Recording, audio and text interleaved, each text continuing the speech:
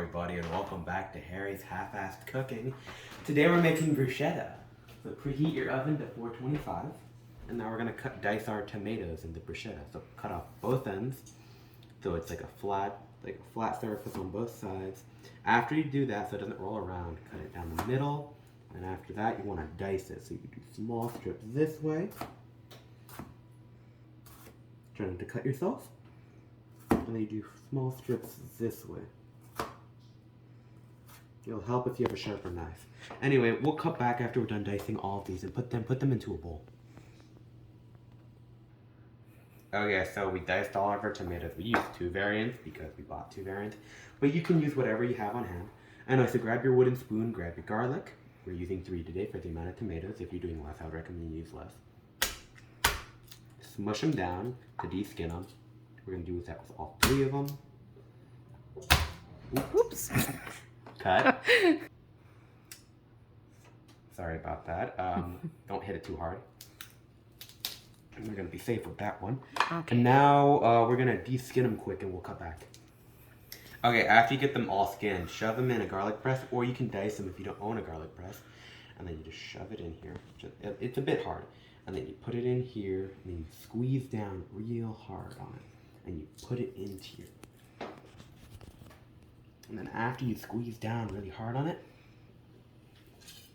grab a knife or something. This is dangerous. Don't use a big knife like I am. I'm just stupid. And we're going to do that with the rest of them. We'll cut back when we're done. Okay, so we put in the garlic and we mix that together. So we do olive oil. I would recommend you do 4 times around the bowl with the olive oil. And then use the balsamic vinegar 2 times around the bowl. So we do 1, 2, 3, 4. We're done with that one. And then we're going to do 2 times around the balsamic vinegar. Try not to break the bottle. 1, 2. Alright, and then we mix that all together. This is going to smell very strong, so if you have a sensitive nose, leave the room. We'll come back after it's mixed. Okay, so we added salt and pepper to it. Add more salt than you think, because tomatoes love salt. Add just a bit of pepper. Now we're going to add basil, so we're going to roll it up, make sure it's like a cigar almost. And we grab our chef's knife, which is what you see.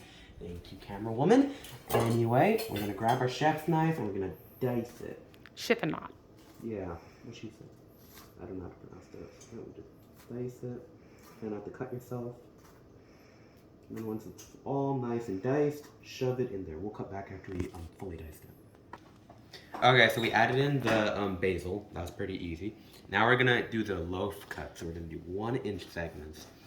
We're gonna do the entire loaf, I think. What do you think? Probably, most of it. Okay, so we're just gonna do the entire loaf, and if we have extra, then whatever. We'll cut back after we're done cutting the loaf. Cut. Okay, so we have our loaves cut. We have our garlic. We're gonna smash that down. Oh, don't do that again. Anyway, so be gentle, but still forceful. You're gonna peel the garlic quick, make sure all the skin's off of it. And after you do that, rub down just a bit of the loaf, just a tad. We want to get that garlicky flavor in the loaf. Alright, we'll cut back after we get them all cut. Okay, so we have the bread with the garlic on top. We just put a little bit of the flavor in it. Now we're gonna put them into the oven for 10 minutes for them to all toast up evenly. Depending on your loaf, you might have bigger pieces or smaller pieces.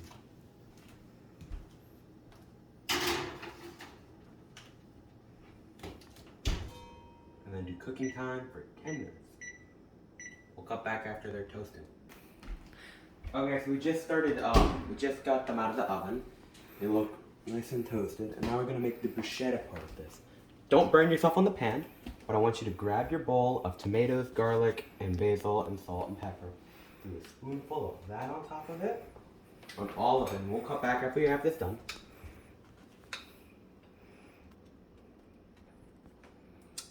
Okay, so we're just finishing up, and then the last thing you want to do for all of them is put goat cheese on it.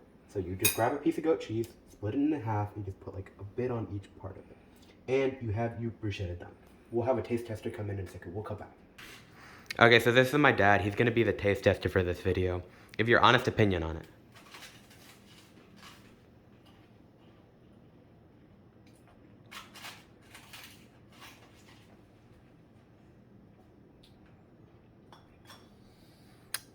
He thinks it's good.